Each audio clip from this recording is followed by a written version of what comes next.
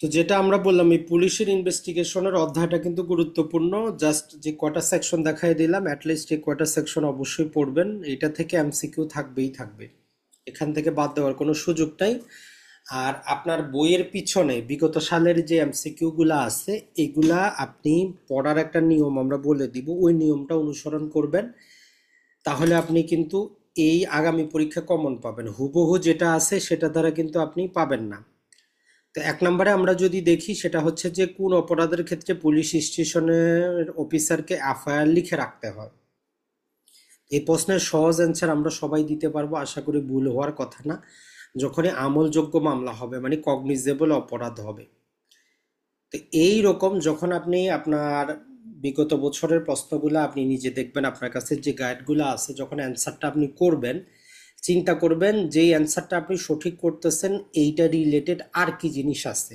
যেমন ধরেন এই প্রশ্নটার মধ্যে আপনার এই এফআইআরটা তাহলে কত ধারার অধীনে হচ্ছে, এফআইআর মানেটা কি, এফআইআর এর সাক্ষ্যগত মূল্যটা কি, যেটা আমরা গত ক্লাসে পড়িয়েছি। এইরকম চিন্তা করে আপনি প্রতিটা প্রশ্নর সমাধান করার চেষ্টা করবেন। এইবার হয়তো এটা আসছে, অন্যবার আসবে এফআইআর এর পূর্ণ অভিব্যক্তি, এফআইআর কত ধারায় দায়ের হয়, এইরকম জিনিসগুলো কিন্তু আসতে পারে।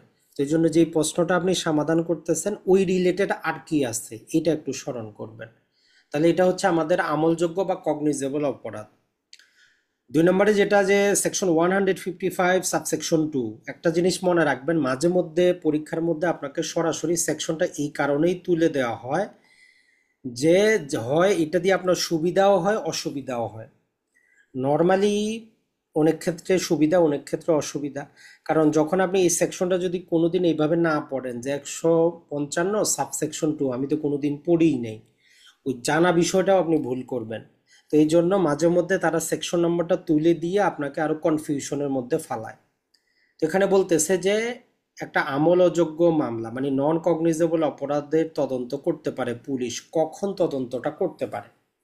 তাহলে 155-তে আমরা কি জানি, যখন পুলিশ কি করবে, কখন ম্যাজিস্ট্রেট অনুমতি দিবে তখনই শুধু করতে পারবে, না হলে কিন্তু পারবে না। তাহলে এই এমসিকিউর সাথে আপনি কি পড়বেন, কোন প্রকারের ম্যাজিস্ট্রেট আদেশটা দিতে পারে। তাহলে ফার্স্ট ক্লাস দিতে পারে, আর সেকেন্ড ক্লাস স্পেশালি ক্ষমতাপ্রাপ্ত হইলে। 3 নম্বর 156 সাবসেকশন 1, পুলিশ কোনো মামলায় বিনা ম্যাজিস্ট্রেটের আদেশে তদন্ত করতে পারে।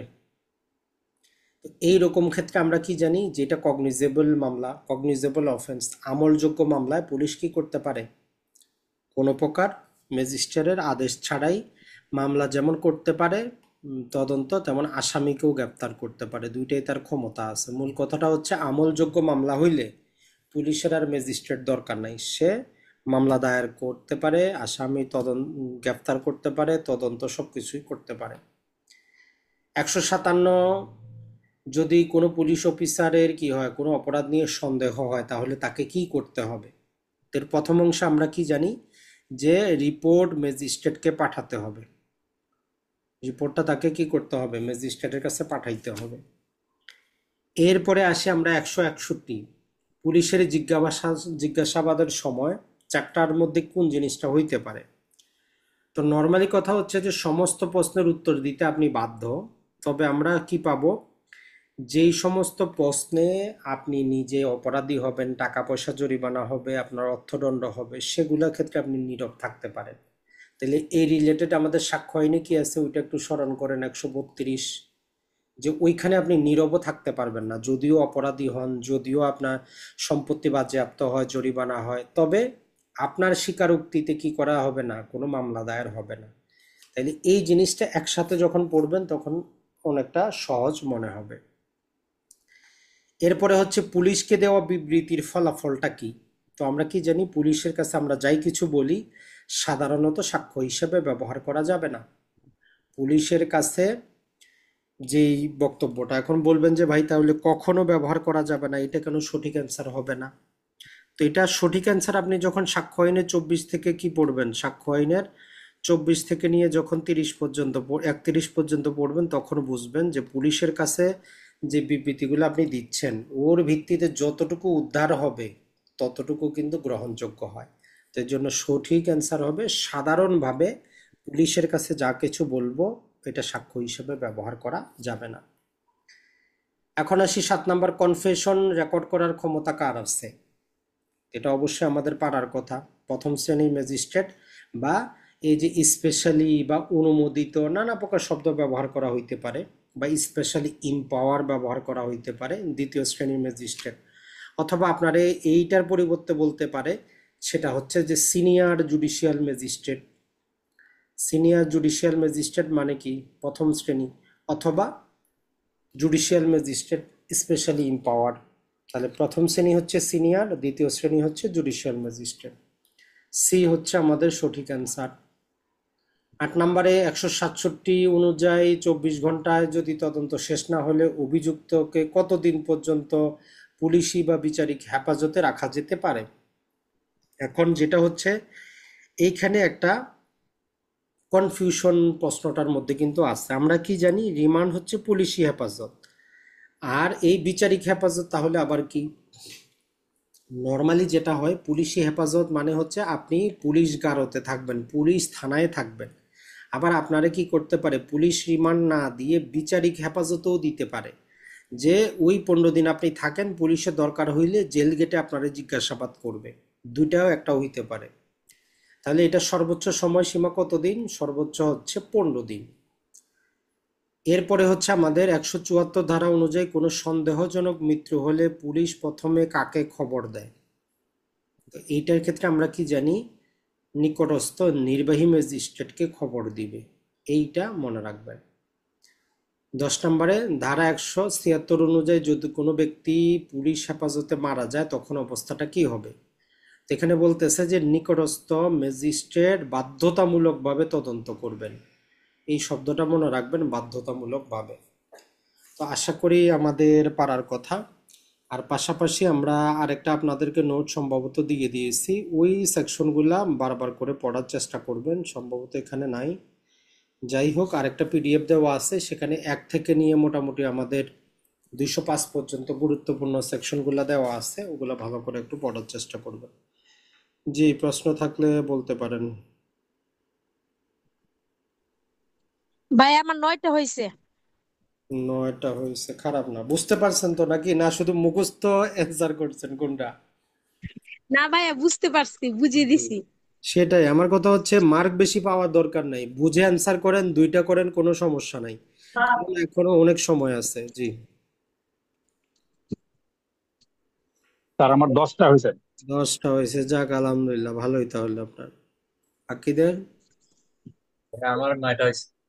যাক আলহামদুলিল্লাহ। কষ্ট হয়েছে ভাইয়া। কিন্তু ভাইয়া মানে দেখা যাচ্ছে যে প্রথম যখন ক্লাসটা করি আজকের ক্লাস পর্যন্ত আসতে আসতে পিছনে গুলো ভুলে যাচ্ছে। এটা ওইটার হচ্ছে জন্যই তো কথা। দেখেন, ওইটার জন্যই তো মানে রিভিশন তো ওই জন্যই দিতে হবে, তাই না? কথাটা এটা মানুষের স্বাভাবিক নিয়ম। আমরা যখনই ধরেন যে নর্মালি হয়, যখন স্যার ক্লাসের মধ্যে একটা জিনিস পড়ায় আমরা বলি যে খুবই সহজ, বাসায় গিয়ে যখন নিজে ট্রাই করি কিন্তু ভুলে যাই, এটা স্বাভাবিক।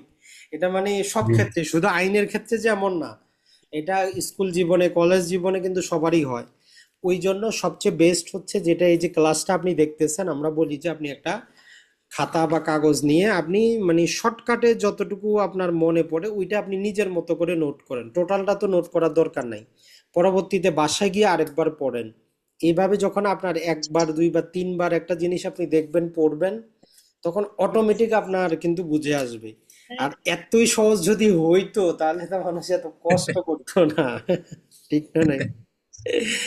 জি। তো আরেকটা যেটা আমরা যেটা বলবো আপনাদেরকে, যেহেতু এগুলো একটু আমাদের কি পদ্ধতিগত আইন, এক্ষেত্রে সবচেয়ে বা আমাদের আগের ক্লাসগুলো তো আমরা যেটা বলি, আপনি যদি বেয়ার একটা নাও দেখেন, কোনো নোটও না দেখেন, আপনি প্রথমে পড়ার ধরনটা চেঞ্জ করেন। আপনি চিন্তা করেন আপনি একজন অ্যাডভোকেট অথবা বিচারক, অথবা আপনি একজন শিক্ষক আইনটা পড়াচ্ছেন। কারণ এই আইনটা যারা তৈরি করছে এটা কিন্তু ছাত্রের জন্য তৈরি করে না, এটাকে মাথায় নেন। আইনটা তারা তৈরি করছে তাদের জন্যই, যে যারা আইন বিষয় জানে, যারা রাষ্ট্র চালাবে, যারা সবকিছু বুঝে, তাদের জন্য তৈরি করা। তো আমি যদি চিন্তাই করি আমি ছাত্র, তো আমি তো জীবনেও বুঝবো না। আমার মেন্টালিটি ঠিক করতে হবে যে আইনটা আইনটা যারা তৈরি করছে তারা তৈরি করছে কার জন্য? অ্যাডভোকেটের জন্য, বিচারকের জন্য, শিক্ষকের জন্য। তো আমি ছাত্রর মতো করে ওই জায়গা যাইলে তো আমার হবে না। তো অলরেডি আপনি ছাত্র জীবনে অনেক পড়াশোনা করছেন। এখন আপনি চিন্তা করেন যে একজন আপনি অ্যাডভোকেট হইছেন। এখন আপনার একজন মক্কেল আসছে আপনার কাছে যে তার বিরুদ্ধে কেউ একটা মামলা দায়ের করছে। তো স্বাভাবিকভাবে এখন নিজেকে নিজে প্রশ্ন করেন সে থানায় গিয়ে কি করলো, কোন আইনে তার ক্ষমতাটা দিল সে যে মামলাটা দায়ের করতে পারলো। তো আপনি তখন নিজে অ্যান্সারটা করেন যে হ্যাঁ, সিআরপিসি বলে একটা আইন আছে, তার 154 ধারা এরকম ক্ষমতা আছে, তাইলে আপনার মক্কেল অবশ্যই একটা আমলযোগ্য অপরাধ করছে। নিজেকে নিজে প্রশ্নের উত্তর দেন যে আপনি তাইলে যেই ব্যক্তি আপনার কাছে আসছে সে তাইলে একটা আমলযোগ্য অপরাধ করছে, ওই জন্যই পুলিশ এফআইআর রেজিস্টার্ড করছে। তাহলে এটা তো দেখেন মুখস্থ করার কিছু জিনিস না। নিজেকে নিজে প্রশ্ন করতেছেন যে মক্কেল আমার কাছে আসছে, তার বিরুদ্ধে মামলা হয়েছে, তার মানে এই মক্কেল এমন একটা অপরাধ করছে আমলযোগ্য, না হলে পুলিশ এফআইআর রেজিস্টার করতো না। কত ধারা ক্ষমতা পাইছে? 154-তে পুলিশকে বলা আছে যে কোনো আমলযোগ্য সংবাদ পাইলে সে সেটা এফআইআর এ কনভার্ট করবে। তাইলে 154 ধারা আপনার জীবনেও ভুলার কথা না। এখন দ্বিতীয় ধরেন, এখন আপনি চিন্তা করলেন যে আপনার মক্কেল আসে বলতেছে যে ভাই মামলা তো হইছে। এখন আপনি তাইলে পুলিশ কি করতে পারে? কারণ আপনি যখন ক্রিমিনাল লয়ার হবেন, আপনি পুলিশের কার্যপদ্ধতি আপনার চোখের সামনে থাকতে হবে। মানে পুলিশ আদালতে যে আসা যে কথা বলবে প্রতি কথায় আপনি দোষ ধরবেন তার। যেমন আমরা এর আগেও বলছি যে ধরেন যে পুলিশ দেখাইলো আপনার আসামির বাসা তল্লাশি করছে, এই জিনিসপত্রগুলা পাইছে। এখন আপনি দেখাইলেন কি, এই যে পুলিশ ওই তল্লাশি রিপোর্টে 2জন স্থানীয় ব্যক্তির স্বাক্ষর নেয় নাই, পুলিশের ডেইলি ডায়েরিতে এন্ট্রি করে নাই যে অত তারিখে আমার মক্কেলের বাসায় গেছে, এই জিনিসগুলা যে উদ্ধার হয়েছে থানার মধ্যে একটা পৃথক রেজিস্টার থাকে প্রতিদিন কি কি জিনিস উদ্ধার হয়, সেখানে এন্ট্রি করে নাই। যখন আপনি বিচারকের সামনে এই 3টা জিনিস তুলে ধরবেন, বিচারক না চাইলেও সে যদি জানেও যে আপনার আসামি অপরাধী, তার কিচ্ছু করার নাই, আপনার আসামিরে সে রিলিজ করবে। কারণ পুলিশ কি করে নাই, সাক্ষ্য নেয় নাই, তার মানে জব্দ লিস্টটা সন্দেহপূর্ণ, পুলিশ ডেইলি ডায়েরিতে এন্ট্রি করে নাই। তো এই যে কার্যপদ্ধতি, যখন আপনি নিজেকে নিজে প্রশ্ন করবেন যে আমি পুলিশকে কিভাবে ঠকাবো, আপনার আসামি অপরাধ করছে কি করে নাই সেটা যদি আপনি বিচার করেন, আপনি জীবনেও মামলা লড়তে পারবেন না। কারণ হচ্ছে যে অপরাধ করুক বা না করুক, একজন নিরপরাধী ব্যক্তিকেও পুলিশ চাইলে অপরাধী বানাইতে পারে। তো আপনার দায়িত্ব হচ্ছে যারা তদন্ত করছে এদের তদন্ত কাজে প্রশ্ন তোলা। যে আপনারে বলছিল আপনি তদন্ত করতে গেছেন, 2জন স্থানীয় লোক রাখবেন, সিজার মেমো বানাবেন, তাদের স্বাক্ষর করবেন, কতটার দিকে গেছেন ওইটা ডায়েরিতে এন্ট্রি করবেন, থানায় আসে আপনার ডেইলি ডায়েরিতে এন্ট্রি করবেন কি কি জিনিস পাইছেন, আপনি কিছুই করেন নাই। তো আজকে আসে বলতেছেন যে আমার অপরাধীর আমার আসামির কাছ থেকে এই জিনিসগুলো পাওয়া গেছে। তো এটা তো হইতে পারে না, তার মানে ওই সিজার মেমোর কোনো আইনগত ভিত্তি নাই, ডাউটফুল। আর ফৌজদারি মামলার কাজই হচ্ছে ডাউট সৃষ্টি করা। ফৌজদারি মামলা আসামি পক্ষ জীবনেও কোনোদিন প্রমাণ করে না, এটা মনে রাখবেন। ডিফেন্স লয়ার কোনোদিন মামলা প্রমাণ করতে পারে না, সে শুধু পুলিশ বা রাষ্ট্রপক্ষ যেটা আনে ওইটাতে ডাউট সৃষ্টি করে। আর ডাউট সৃষ্টি করলেই বিচারক বাধ্য হয়ে যায়, ডাউটফুল কোনো কিছু দিয়ে সে রায় দিতে পারে না। সে তখন বলে যে তথ্য উপাত্ত না থাকায় আসামিকে আমি খালাস দিলাম। এই চিন্তাটা আগে করবেন, পড়াশোনা বাদ দেন, আপনি বাস্তবে কাজে লাগান। চিন্তা করেন একজন মক্কেল আসছে এই কাজ। এখন ধরেন যে আপনার আসামি এখন পুলিশ হেফাজতে, সে কি করতেছে, দোষ স্বীকার করবে।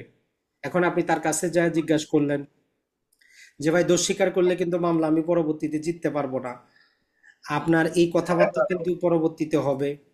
তো এই যে সে দোষ স্বীকার করলে পরবর্তীতে সেটা তার বিরুদ্ধে ব্যবহার করা হবে, এটা আপনার মুখস্থ করার তো দরকার নাই, আপনি বুঝতে পারতেছেন যে সে একজন বিচারকের সামনে।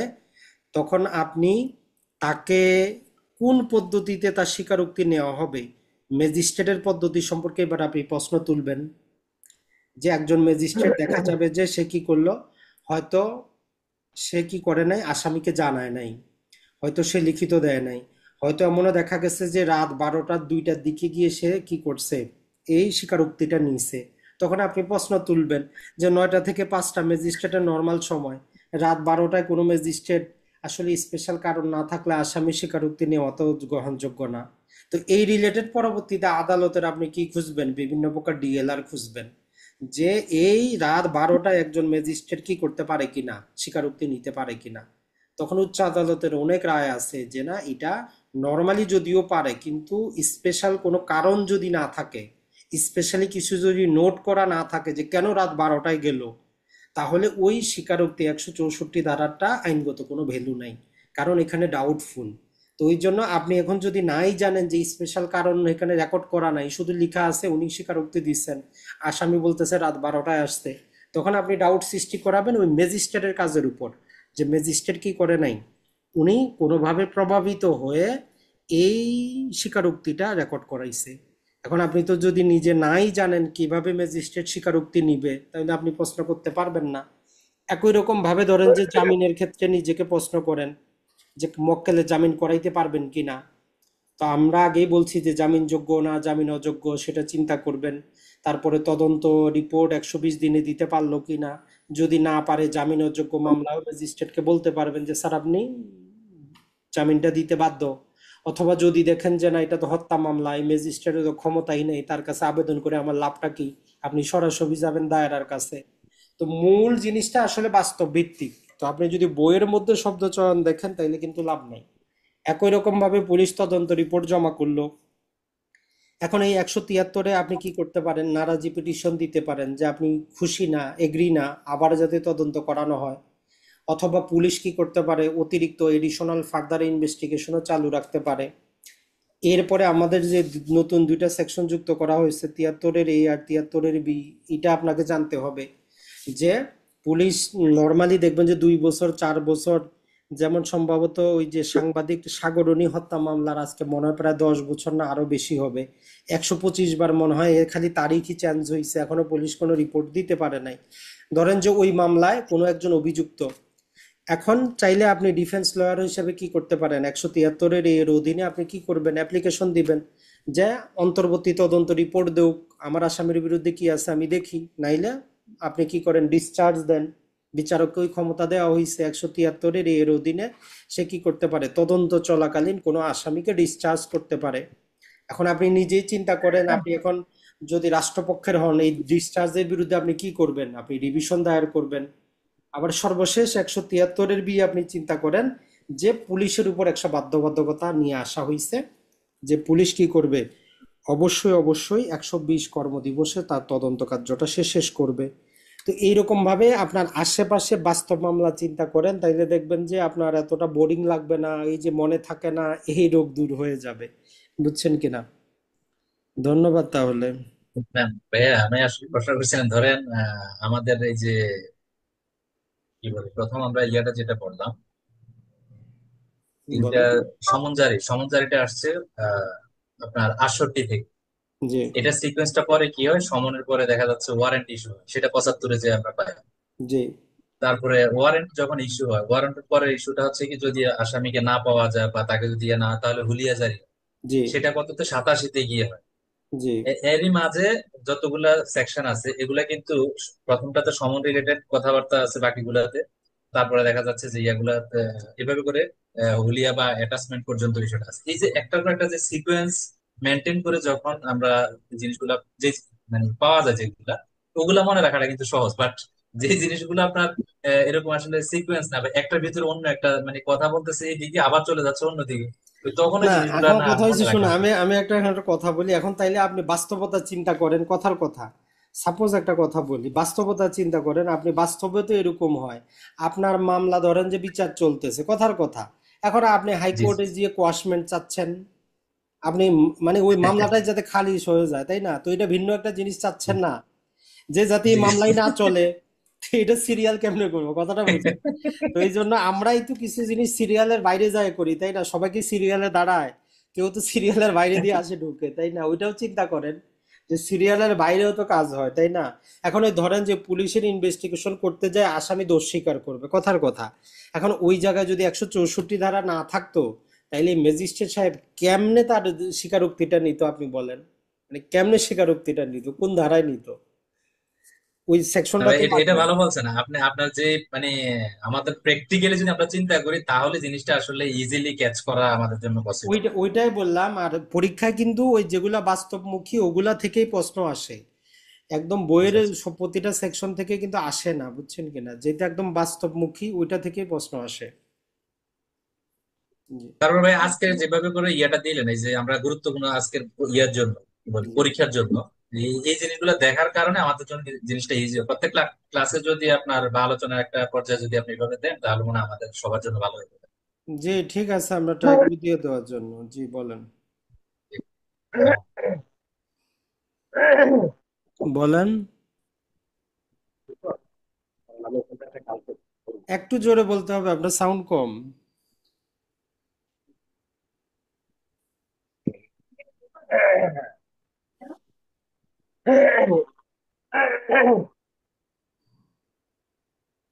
বাকি অন্য কেউ আসলে ওনার সাউন্ড কম, আর কেউ কিছু জানার থাকলে বলতে পারেন।